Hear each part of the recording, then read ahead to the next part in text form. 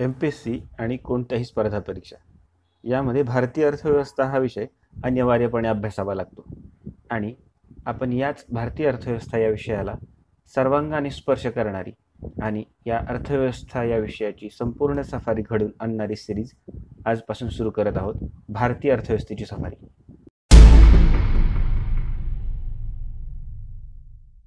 नमस्कार मित्रांनो, कसे आहात? नक्कीच आपण मजेत असणार.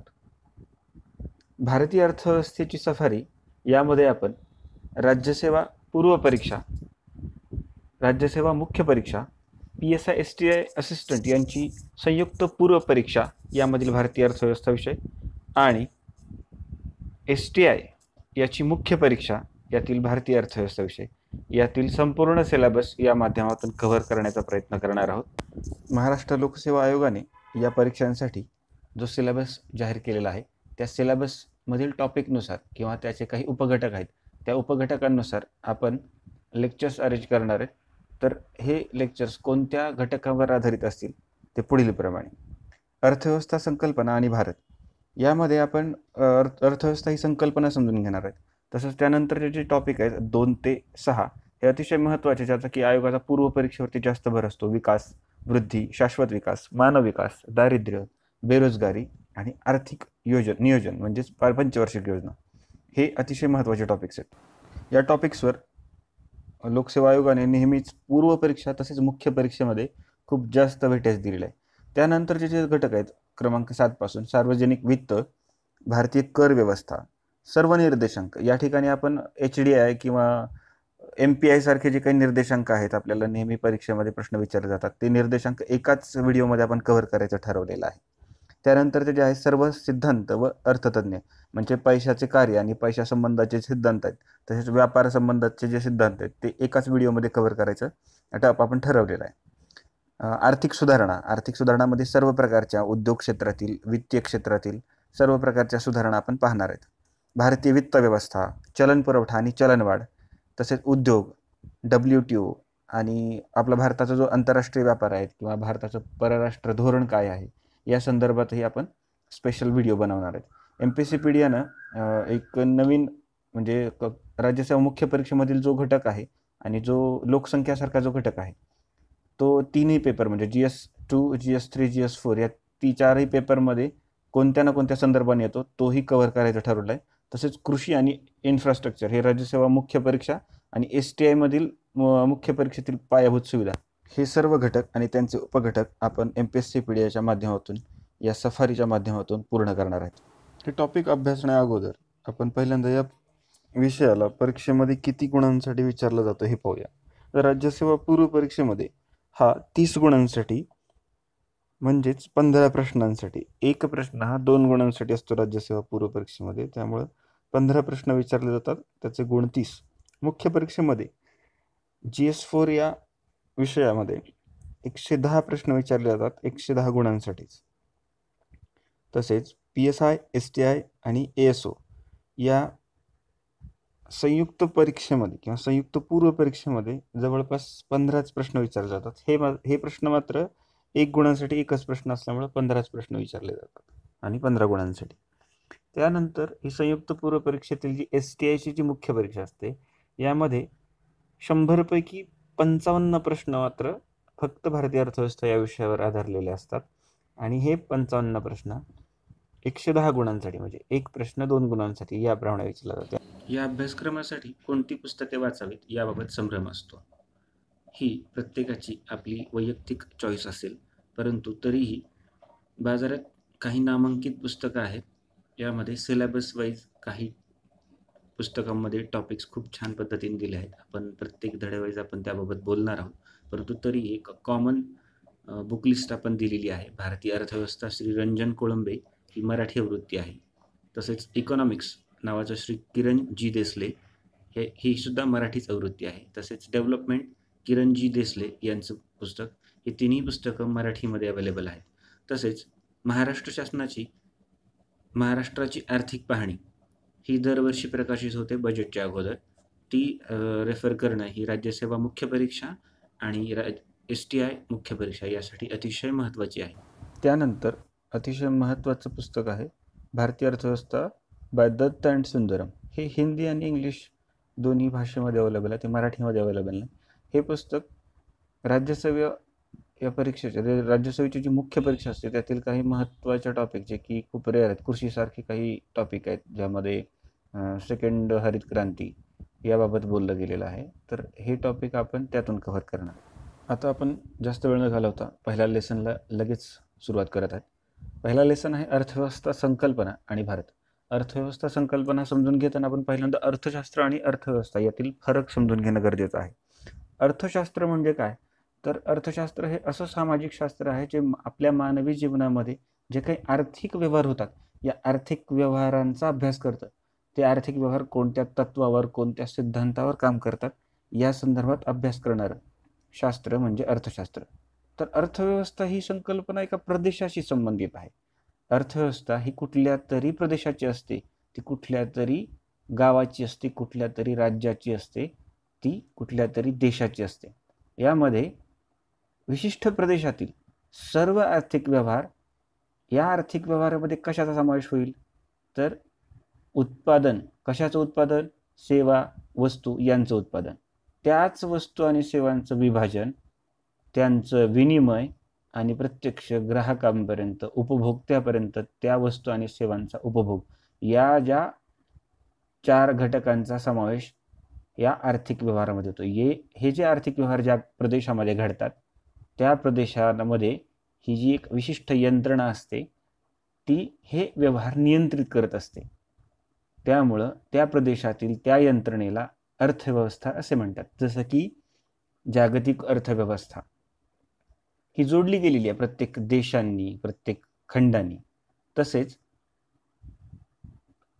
महाराष्ट्राची अर्थव्यवस्था, तसेच देशाची अर्थव्यवस्था.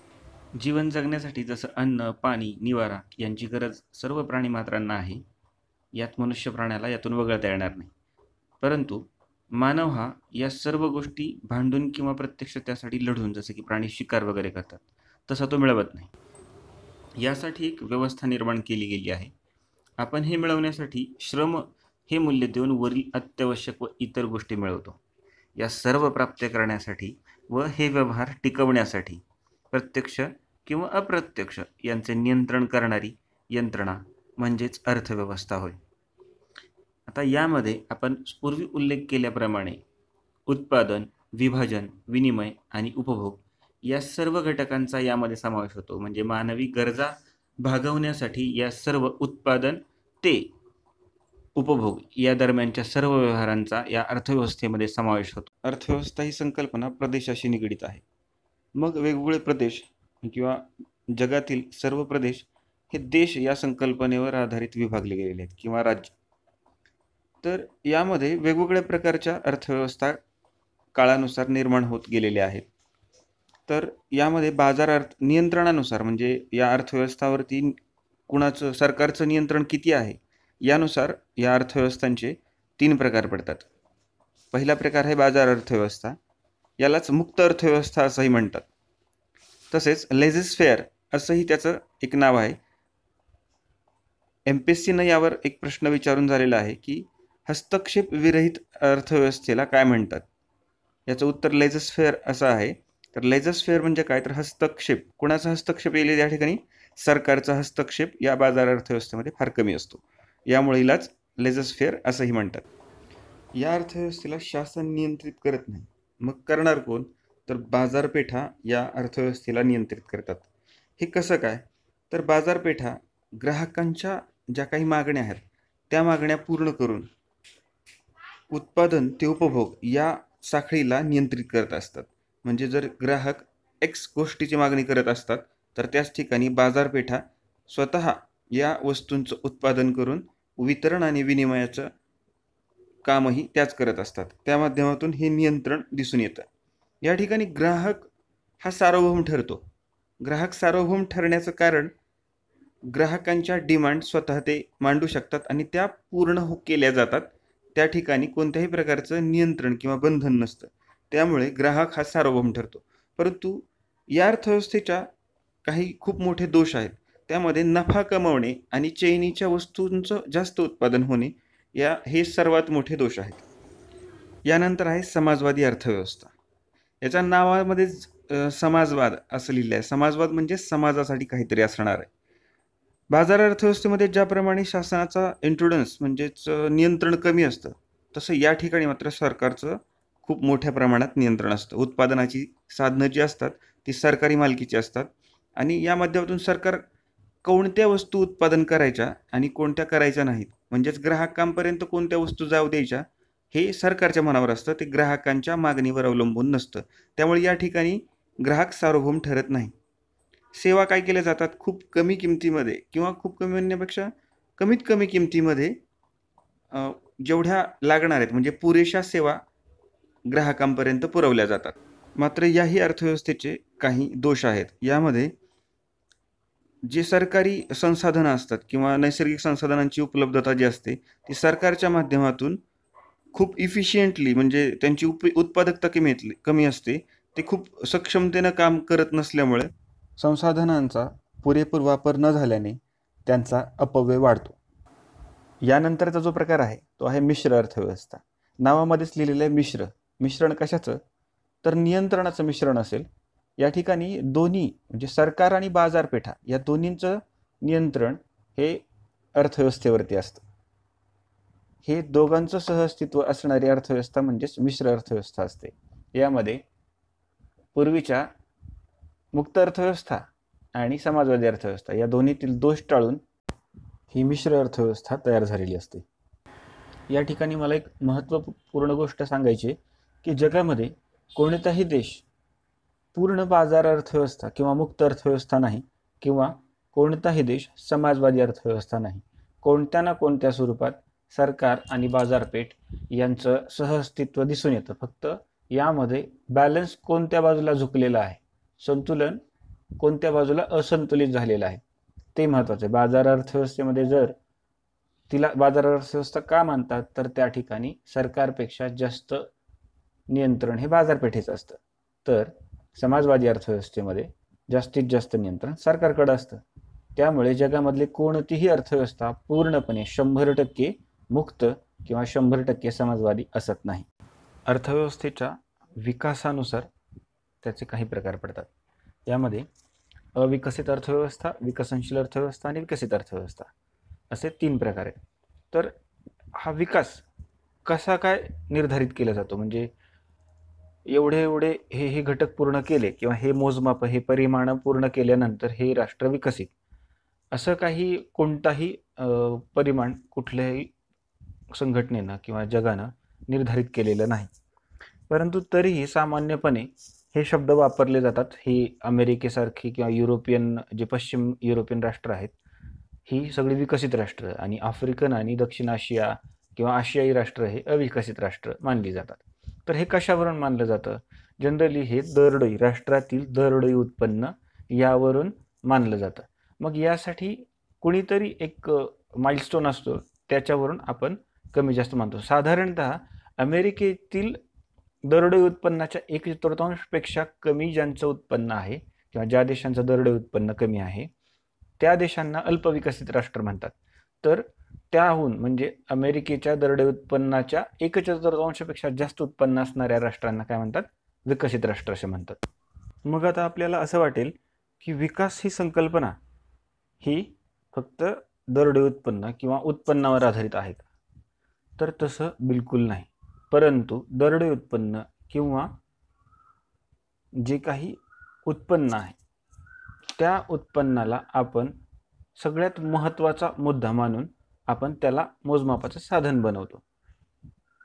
तर इतर कोणते घटक असू शकतात की लोकांपर्यंत किती सुविधा गेलेल्या आहेत, लोकांपर्यंत शिक्षण गेलेलं आहे का, लोकांचं आरोग्य कसं आहे, उद्योगधंद्यांची अवस्था काय आहे, कृषी कसा आहे, कृषीची अवस्था काय आहे, किंवा एकंदरीत त्या देशातील लोकांचं जीवनमान किती चांगलं आहे यावरून विकास मोजला जातो. आता नवीन बऱ्याच संकल्पना आहेत, ग्रीन इकॉनॉमी किंवा शाश्वत विकास.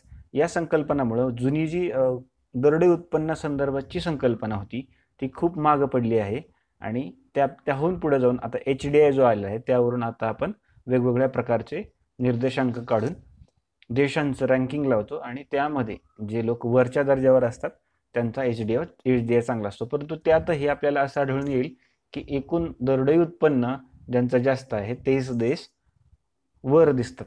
त्यामुळं आपल्याला हे लक्षात येईल की दरडोई उत्पन्न जास्त असणे हा विकासाचा खूप महत्त्वाचा गाभा आहे. तरीही ही संकल्पना किंवा हे मोजमाप चुकीचं ठरतं. कसं काय चुकीचं ठरतं? तर दरडोई उत्पन्न अधिक असणे म्हणजे विकसित असणे होईल का? किंवा खूप उत्पन्न जास्त आहे एखाद्या राष्ट्राचं किंवा दरडोई सौदी अरेबियासारख्या किंवा जेवढी काही आखाती देश आहेत त्यांचं दरडोई उत्पन्न खूप जास्त आहे त्यांच्या पेट्रोलियम पदार्थांच्या खनिजामुळे. परंतु ते विकसित मानता येतील का? त्यांच्याकडे फंडामेंटल किंवा इन्फ्रास्ट्रक्चर खूप चांगल्या प्रमाणात विकसित झालेलं आहे का? तर ते तसं नाही. त्यामुळं ती राष्ट्र विकसित होत नाहीत. म्हणून विकास ही संकल्पनाच कॉन्ट्रोव्हर्शियल आहे, वादग्रस्त आहे. त्यामुळं काही प्रमाणामध्ये साधारणतः आपल्याला विकसित अल्पविकसित विकसनशील असं जे काही विभाजन केलेलं आहे ते तितकंसं काही तंतोतंत नाही. हे लक्षात घेण्यासारखी गोष्ट आहे. पुढे एक चार्ट दिलेला आहे. यामध्ये जागतिक बँकेचा वर्ल्ड डेव्हलपमेंट रिपोर्ट 2009 मध्ये एक वर्गीकरण केलेलं दिसून आलं.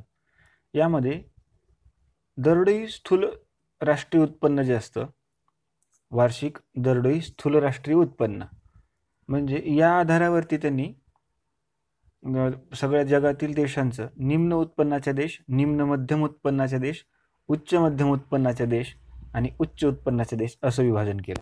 यामध्ये निम्नमध्ये काय केलं की जे $936 दरवर्षी यापेक्षा कमी दरडोई उत्पन्न असणारे देश हे निम्न उत्पन्नाचे देश असं जाहीर केलं. मग असंच आपण चार्टमध्ये दिल्याप्रमाणे पाहून घ्या की हे विभाजन दरडोई उत्पन्नावर आधारित केलं. यामधील जे निम्न ते उच्च मध्यम हे जे वरच्या 3 लेअरमधले जे किंवा 3 रोमधले जे देश आहेत या 3 देशांना अल्प विकसित देश मानतात. तर जे उच्च उत्पन्नाचे देश आहेत ज्यांचं दरडोई उत्पन्न $11,455 प्रतिवर्ष याप्रमाणे आहे, यांना काय म्हणतात? विकसित देश म्हणतात. मग हे विकसित देश आणि यांची लोकसंख्या आणि त्यांचं एकूण उपभोगत असलेलं राष्ट्रीय उत्पन्न किती आहे?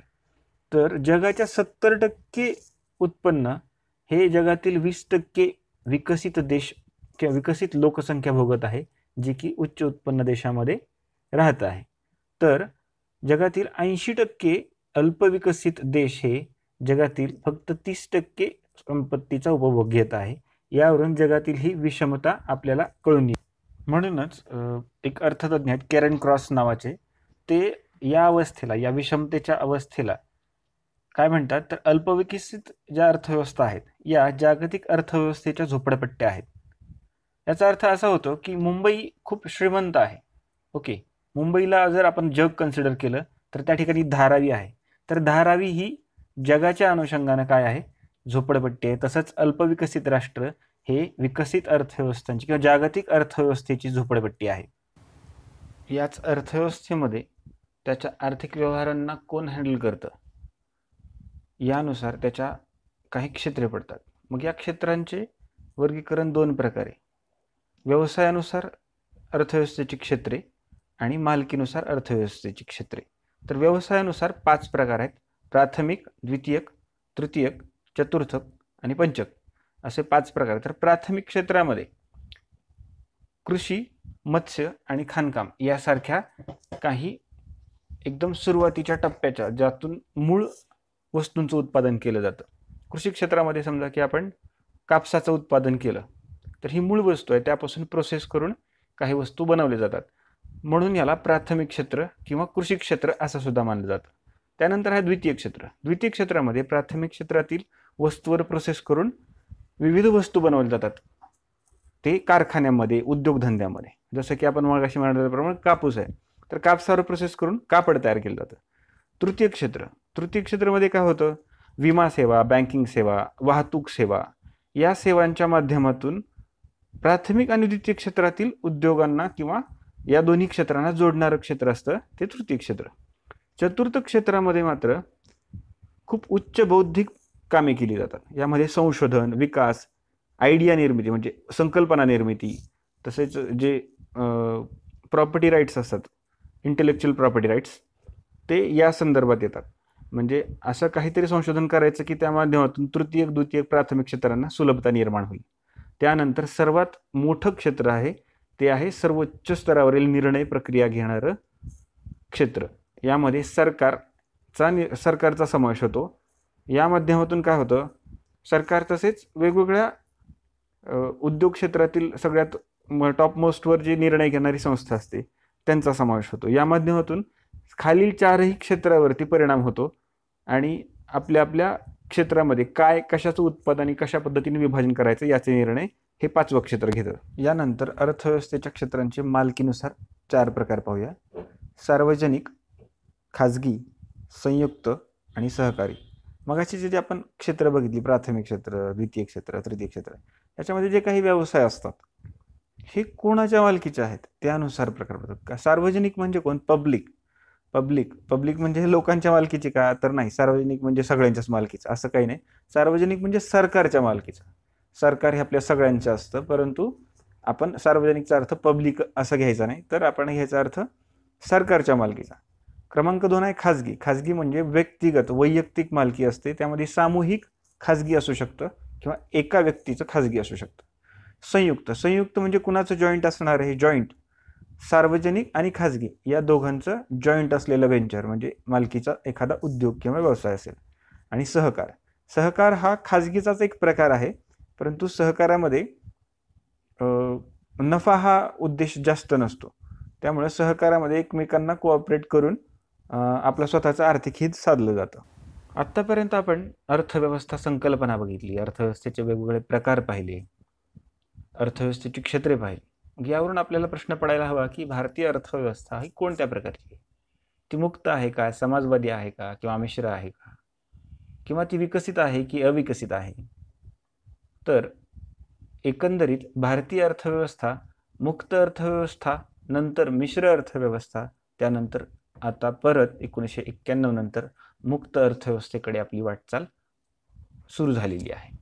तसेच भारतीय अर्थव्यवस्था ही निम्न मध्यम विकसित अर्थव्यवस्था किंवा निम्न मध्यम दरडोई उत्पन्न असणाऱ्या देशामध्ये आपण मोडतो, म्हणजेच आपण अल्पविकसित राष्ट्र आहोत.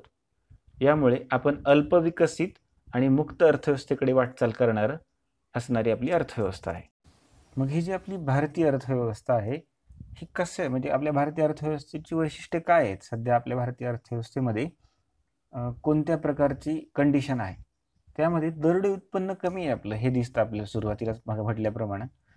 तसेच आपली इथं HDI म्हणजे ह्युमन डेव्हलपमेंट इंडेक्स हा आपला निम्न असतो किंवा आपण निम्न मध्यममध्ये मोडतो आपण यामध्ये.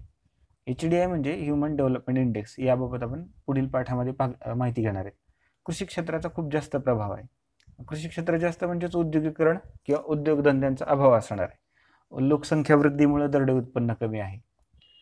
कमी पायाभूत सुविधा आहेत. पायाभूत सुविधा ज्या की उद्योगधंद्यांना आवश्यक असणाऱ्या वीज, वाहतूक यांचा पुरवठा करतात. तसेच विमा ही आर्थिक विमा आहे किंवा वित्त पुरवठा आहे, यासारख्या आर्थिक सुविधाही महत्त्वाच्या आहेत. भारतामध्ये आर्थिक विषमता जास्त आहे, गरिबी जास्त आहे, तसेच बेरोजगारी ही खूप मोठ्या प्रमाणामध्ये आहे. अशा या भारतीय अर्थव्यवस्थेच्या वेगवेगळ्या वैशिष्ट्यांना आपण लक्षात ठेवून वेगवेगळ्या प्रश्नांना सामोरे जायचं आहे.